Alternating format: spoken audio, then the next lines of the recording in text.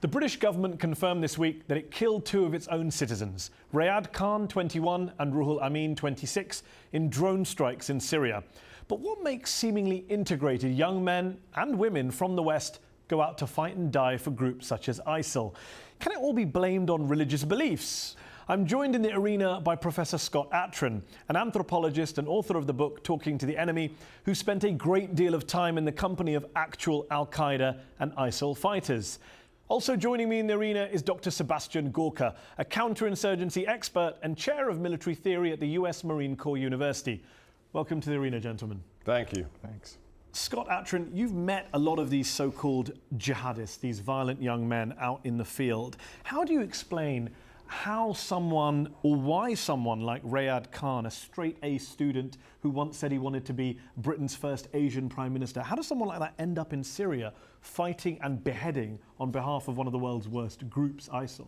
Well, it's a glorious, adventurous, countercultural movement to which people project their frustrations, their frustrated aspirations, and problems they've had in life. You know, I was interviewing some guy who wanted to blow up the American embassy in Paris, and I asked him, so why did you want to do this?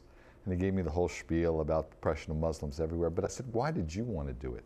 And he said, you know, I was walking down the street with my sister, the Boulevard de la République. We were just window shopping. She had a hijab, and she wasn't looking where she was going, and she bumped into an elderly Frenchman who spat and said, Sale Arabe, you dirty Arab. He said, then I knew. I said, but there's always been racism. He said, yeah, but the jihad didn't exist. So it's an attractor for all these grievances and personal frustrations, and search for significance and glory among youth, especially in transitional stages in their lives. Sebastian Gorka, what do you make of this line of argument from Scott? I think it's utterly fallacious and absurd. You just have to listen to the jihadis, listen to their leaders, read their documents, listen to their speeches. The idea that we're facing a bunch of adrenaline junkies who could be dealt with by bungee jumping is of course absurd. I mean, even the anecdote, Scott's anecdote, is perfect, right? What does the guy answer? But we didn't have jihad. It's not excitement, it's not thrills, it's holy war. This is the context. The thing about the anthropological world, and especially the social scientists in general, is that they don't take religion seriously. They don't take history seriously. They don't have theological understanding for what is actually driving people to violence. Scott? Fallacious, absurd? I don't know what he's talking about. Clearly. Yeah. That's the problem, because well, do you take them, he's saying you don't take them seriously when they say it's about religion. No, of course I do. I mean, I go into the field. I am an anthropologist. I've written books about religion. And we find two predictors that can determine willingness to fight and die.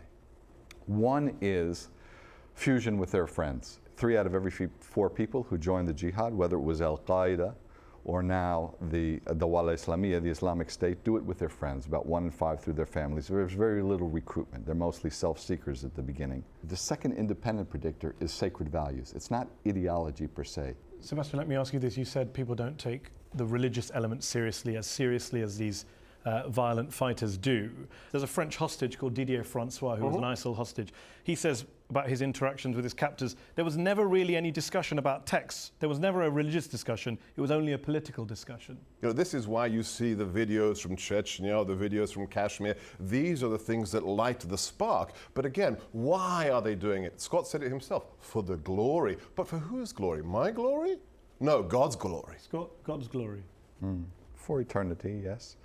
But if you dialogue with these people, if you look how they actually move into jihad, which is what we do, it's very interesting. There is very little discussion of religion, although in the background it is very important in terms of motivating people to bring them together from all walks of life, rich, poor, smart, dumb, to come and fight for a common cause. Is there any socioeconomic involvement here? A lot of these guys are from fringes of society, the Kouachi brothers in Paris, that has no relevance whatsoever?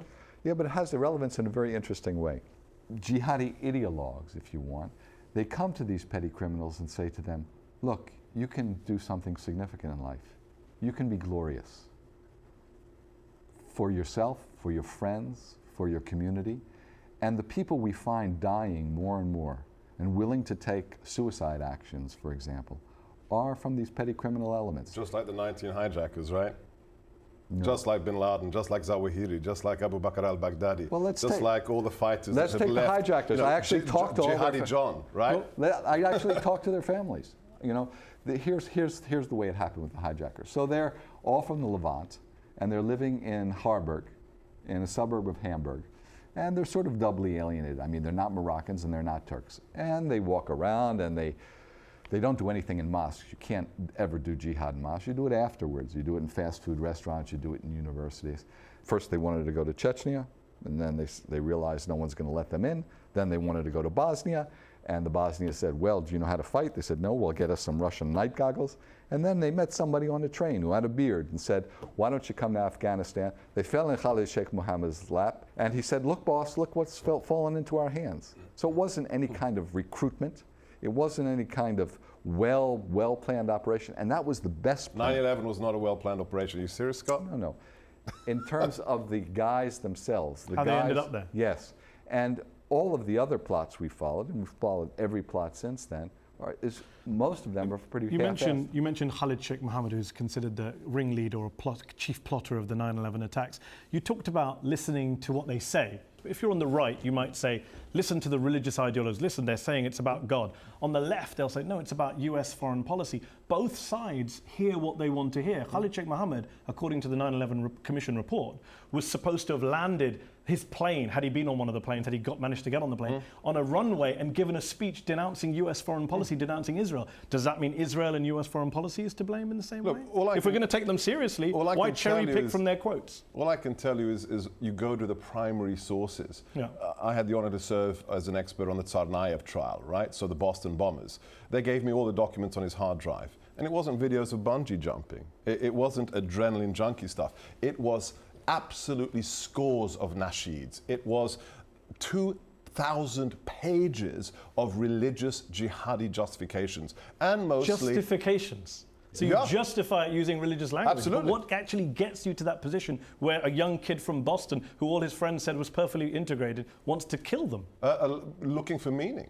Looking for purpose. Aha, so we found some common ground. Yeah, totally. Absolutely. Looking for purpose. And of course, when he was found in that boat, I believe, he'd scrawled all sorts of attacks on US foreign policy, I believe. No, he'd actually scrawled, I look down the barrel of your gun, Kufr, and I see heaven.